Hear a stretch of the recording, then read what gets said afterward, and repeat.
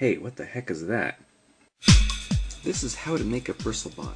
A simple vibrating robot that goes somewhere out of a toothbrush.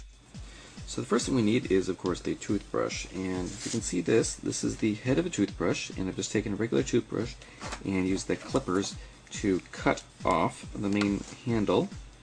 And what's left is just the head here with the bristles. This one has some funny rubber things on the side, but the most important thing to notice is that the bristles are all angled sideways. So what you want to do is find a new toothbrush like this that has the angled bristles. The funny thing about that is when you press down on it, it's going to try and march a little bit that way. And we're going to exploit that property to make a cool little robot. What else do we need? We need some foam tape. We need a pager motor. We need a watch battery. To the pager motor on the back, on this one I've soldered a couple of wires, and if we just hook it up across one of these watch batteries, it'll start to go. The pager motor is a small DC motor with an offset weight on the drive shaft. When the motor spins, this offset weight causes the motor to vibrate like crazy. This is what's used to give the buzzing signal inside a cell phone or a pager. Add a couple of wires to the end.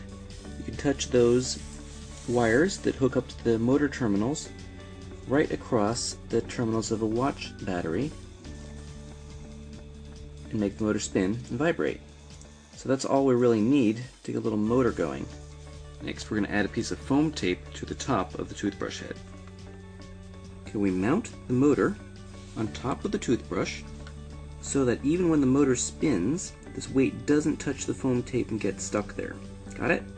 Next we're going to want to add the battery. The battery is going to go between those two wire terminals.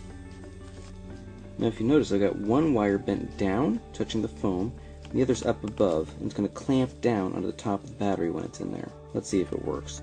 So I've got the battery in there, and so the motor's going. Look, I've got the battery stuck down to the foam tape. Okay, so you've got the battery hooked up, the motor's going, and then more or less just put it down. Let's see what happens. The suckers really go.